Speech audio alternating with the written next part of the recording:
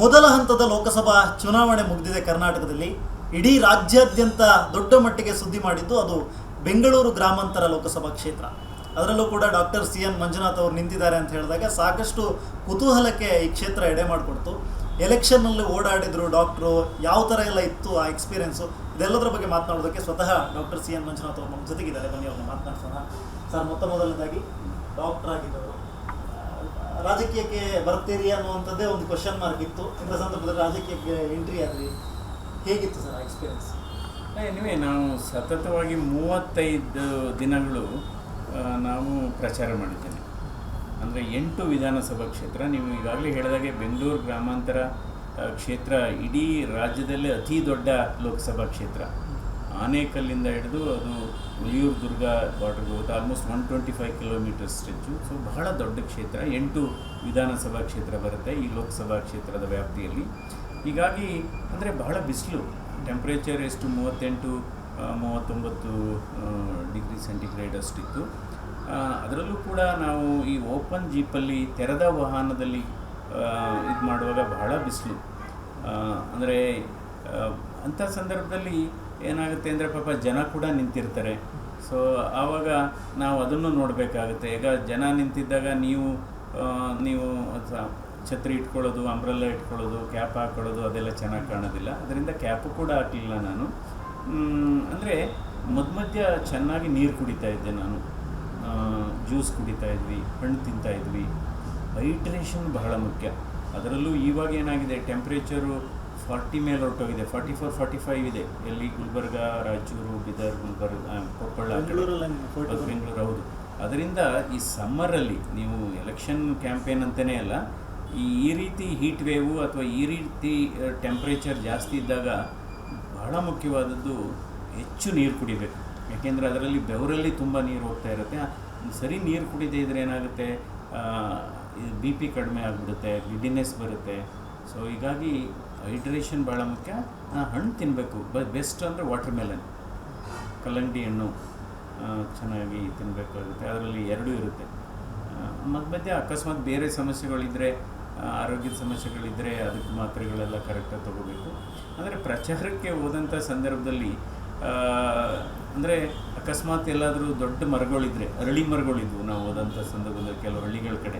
So ಅರಳಿ ಮರದ ಕೆಳಗಡೆ ನಿಲ್ಲಿಸ್ತಾ ಇದ್ವಿ. ಯಾಕೆಂದರೆ ನಮಗೂ ಸ್ವಲ್ಪ ನೆರಳು ಸಿಗ್ತಾಯಿತ್ತು, ಜನರಿಗೂ ಕೂಡ ನೆರಳು ಸಿಗ್ತಾಯಿತ್ತು. ಸೊ ಅಂದರೆ ಸತತವಾಗಿ 34 ದಿವಸ 35 ದಿವಸ ನಾನು ಪ್ರಚಾರ ಮಾಡಿದ್ದೇನೆ. ಬಿಸಿಲಲ್ಲೇ ಪ್ರಚಾರ ಮಾಡಿದ್ದೇನೆ. ಸೊ ಮಧ್ಯ ಊಟ ಕೂಡ ಎಲ್ಲಾದರೂ ಕಾರ್ಯಕರ್ತರ ಮನೆಯಲ್ಲಿ ಊಟ ಮಾಡ್ತಾಯಿದ್ವಿ. ಸೊ ಏನು ಆಗಲಿಲ್ಲ, ಅಂದರೆ ಎಲ್ಲ ಚೆನ್ನಾಗಾಯಿತು. ಸರ್, ನೀವು ಎಲ್ಲೋ ಒಂದು ಕಡೆ ಎಲೆಕ್ಷನ್ ಪ್ರಚಾರ ಮಾಡುವಾಗ ಹೇಳ್ತಾ ಇದ್ವಿ, ಜಾಸ್ತಿ ನೀವು ನನಗೆ ಓಟ್ ಕೊಡಿ ಅನ್ನೋದಕ್ಕಿಂತ ಎಲ್ಲರೂ ಬಂದು ಎಲೆಕ್ಷನ್ ಮಾಡಿ ಅಂತ ಹೇಳಿದ್ರು. ಒಂದು ಲೈನ್ ತುಂಬ ವೈರಲ್ ಆಗಿದೆ. ಅದು ಮಾರ್ನಿಂಗ್ ವಾಕು ಆಮೇಲೆ ಡಾರ್ಲಿಂಗ್ ವಾಕು ಅಂತ ನೀವು ಹೇಳಿದ ಮೇಲೆ ಬೆಂಗಳೂರು ಇಡೀ 4 ಲೋಕಸಭಾ ಕ್ಷೇತ್ರಗಳಲ್ಲಿ ಬೆಂಗಳೂರು ಗ್ರಾಮಾಂತರದಲ್ಲಿ ಹೈಯೆಸ್ಟ್ ವೋಟಿಂಗ್ ಆಗಿದೆ. ಏನು ಹೇಳ್ತೀರಿ? ಅಲ್ಲ, ಹೌದು. ಯಾಕೆಂದರೆ ನಾವು ಹೇಳುವಾಗಲೂ ಕೂಡ ಅವರಿಗೆ ಮನಸ್ಸಿಗೆ ನಾಟ ಹಾಗೆ ಹೇಳಬೇಕಾಗುತ್ತೆ. ಸೊ ಅಂದರೆ ಅದು ಒಂದು ಆರೋಗ್ಯಕರವಾದಂಥ ಒಂದು ಮಾಹಿತಿನೂ ಆಗಿರಬೇಕಾಗುತ್ತೆ. ಒಂದು ಹೆಲ್ತ್ ಟಿಪ್ಸ್ ಅಂತ ಹೇಳ್ತೀವಲ್ಲ, ಅದು ಜನರಿಗೆ ನಾಟುತ್ತೆ ನೋಡಿ. ಅದು ಹೌದು, ಡಾಕ್ಟ್ರು ಹೇಳೋದಕ್ಕೆ ಮೊದಲೇ ವಾಕಿಂಗ್ ಮಾಡಿದರೆ ಮಾರ್ನಿಂಗ್ ವಾಕು, ಡಾಕ್ಟ್ರು ಹೇಳಿದ ಮೇಲೆ ವಾಕಿಂಗ್ ಮಾಡೋಕ್ಕೆ ಹೋದರೆ ಅದನ್ನು ವಾರ್ನಿಂಗ್ ವಾಕು, ಗಂಡ ಹೆಂಡತಿ ಜೊತೆಯಲ್ಲಿ ವಾಕ್ ಮಾಡಿದರೆ ಡಾರ್ಲಿಂಗ್ ವಾಕು. ಸೊ ಅದು ಅವ್ರ ಮನಸ್ಸಲ್ಲಿ ಉಳಿದು ಬಿಡುತ್ತೆ. ನಾನೇನು ಹೇಳಿದೆ, ಡಾರ್ಲಿಂಗ್ ವಾಕ್ ಮಾಡಿಕೊಂಡು ನೀವು ಅದು ಪೋಲಿಂಗ್ ಸ್ಟೇಷನ್ಗೆ ಹೋಗಿ, ಮತಗಟ್ಟೆಗೆ ಹೋಗಿ ಮತ ಹಾಕಿ ಅನ್ನೋದನ್ನ ಹೇಳಿದೆ ನಾನು. ಸೊ ಹೀಗಾಗಿ ಕೆಲವು ಶಬ್ದಗಳು ಜನರಿಗೆ ಮನಸ್ಸಲ್ಲಿ ಉಳಿದು ಬಿಡುತ್ತೆ. ಅದು ಮೊದಲು ಹೇಳಿದ್ವಿ ನಾವು, ಅಟ್ಲೀಸ್ಟು ಪ್ರತಿದಿನ ಒಂದು 45 ನಿಮಿಷ ನೀವು ವಾಕ್ ಮಾಡಬೇಕು. ಯಾಕೆಂದರೆ ವೈಜ್ಞಾನಿಕ ಅಧ್ಯಯನಗಳು ಕೂಡ ಇದೆ. 45 ನಿಮಿಷ ಪ್ರತಿದಿನ ವಾಕ್ ಮಾಡಿದರೆ ಅವರ life span, average life span 10 years ಜಾಸ್ತಿ ಆಗುತ್ತೆ. ಅದಕ್ಕೆ ಹೃದಯ ಕೂಡ ನೋಡಿ ಹೇಳೋ ರೀತಿ ಇರುತ್ತೆ. ಹೃದಯ ಕೂಡ ಅದೇ ಹೇಳುತ್ತೆ, ನೀನು ನನಗಾಗಿ 1 ತಾಸು ಚಲಿಸು, ನಾನು ನಿನಗಾಗಿ ನಿರಂತರವಾಗಿ ಮಿಡಿಯುತ್ತೇನೆ ಇಂತಿ ಹೃದಯ ಅಂತ. ಸೊ ಅದೇನಾಗುತ್ತೆ ಅವ್ರಿಗೆ. ನಾನು ಸುಮಾರು ಹೋದ ಕಡೆ ಎಲ್ಲ ನೀವು ಎಲ್ಲಿ ಯಾವ ರಾಜ್ಯದ ಯಾವ ಮೂಲೆಗೆ ಹೋಗಿ, ಡಾಕ್ಟ್ರೇ ನೀವು ಹೇಳಿದ್ರಲ್ಲ 45 ನಿಮಿಷ 1 ಗಂಟೆ ನಡಿಬೇಕು ಅಂತ. ಸೊ ನಡೀತಾ ಇದ್ದೀವಿ. ಆಮೇಲೆ ಹೃದಯ ಕೂಡ ಹಂಗೆ ಹೇಳುತ್ತೆ ಅಂತ ಹೇಳಿದ್ರಿ. ಸೊ ಅದಕ್ಕೋಸ್ಕರ ಕೆಲವು ಶಬ್ದಗಳು ಜನರಲ್ಲಿ ನಾಟುತ್ತೆ. ಈಗ ಸರ್ ಒಂದು ಏನಂತ ಹೇಳಿದ್ರೆ ಅಲ್ಲಿ ಸಾಕಷ್ಟು 3 ಸಲ MP ಆಗಿದ್ದವರು ನೀವು ವಿರೋಧಿಗಳು, ಅವರ ನಡುವೆ ಕೂಡ ಈಗ ಎಷ್ಟು ಪ್ರಮಾಣದಲ್ಲಿ ವೋಟ್ ಕೂಡ ಆಗಿದೆ, ಕ್ಯೂರಿಯಾಸಿಟಿ ಸಹಜವಾಗಿ ಜಾಸ್ತಿ ಆಗಿದೆ.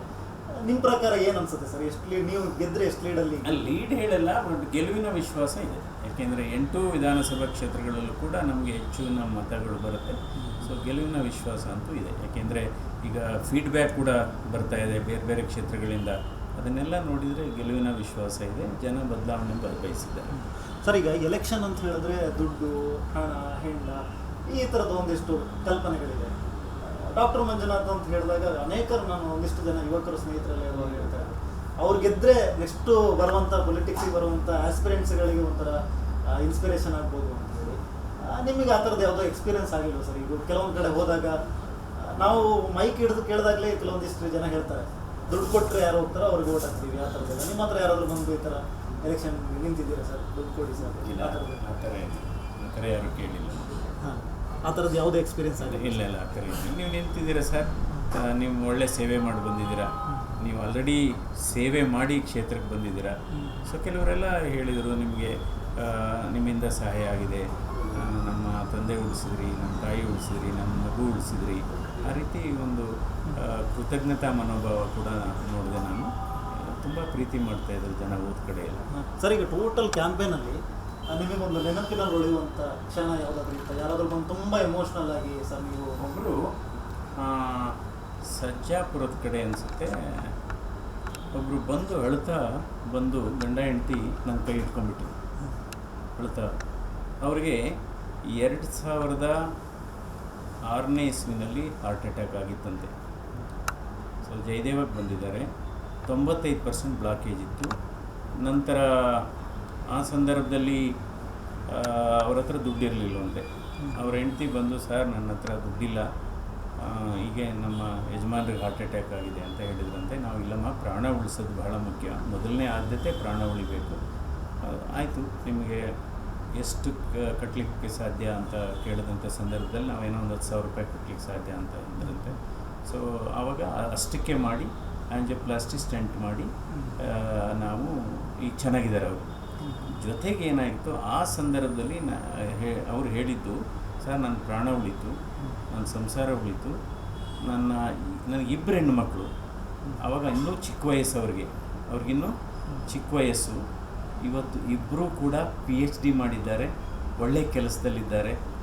ನೀವೇನಾದರೂ ಅವತ್ತು ನನ್ನ ಪ್ರಾಣ ಉಳಿಸ್ದೇ ಇದ್ದರೆ, ದುಡ್ಡಿಲ್ಲ ಅಂದ್ಬಿಟ್ಟು ನೀವು ಆಂಜಿಯೋಪ್ಲಾಸ್ಟಿ ಸ್ಟೆಂಟ್ ಮಾಡದೇ ಇದ್ದಿದ್ರೆ ನಾನು ಉಳಿತಿದ್ನೋ ಇಲ್ಲವೋ ಗೊತ್ತಿಲ್ಲ.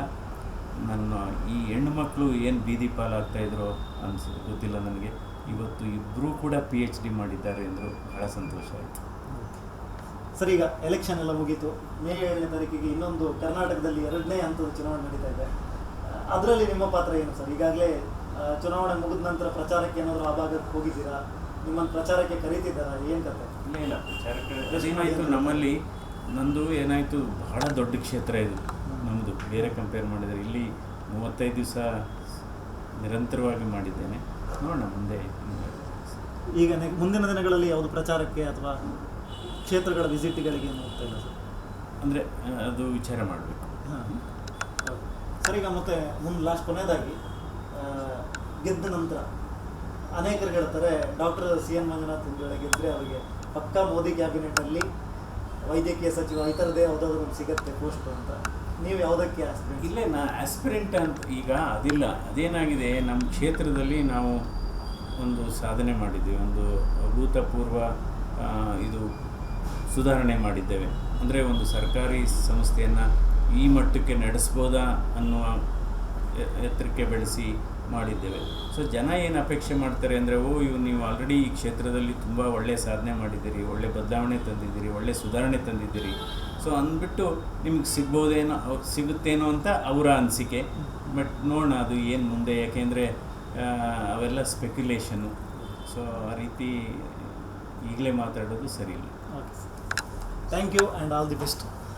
ಸದ್ಯಕ್ಕೆ ಇವಿಷ್ಟು ಡಾಕ್ಟರ್ CN ಮಂಜುನಾಥ್ ಅವರ ಎಲೆಕ್ಷನ್ ಓಡಾಟದ ಅನುಭವಗಳು. ಕ್ಯಾಮರಾ ಪರ್ಸನ್ ಶ್ರೀನಿವಾಸ್ ಜೊತೆ ಸ್ವಸ್ತಿಕ್ ಕನ್ಯಾಡಿ, ಏಷ್ಯಾನೆಟ್ ಸುವರ್ಣ ನ್ಯೂಸ್, ಬೆಂಗಳೂರು.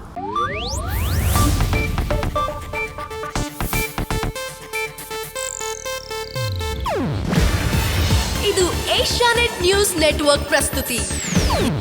ನೀವು ನೋಡ್ತಿದ್ದೀರಾ ಏಷ್ಯಾನೆಟ್ ಸುವರ್ಣ ನ್ಯೂಸ್.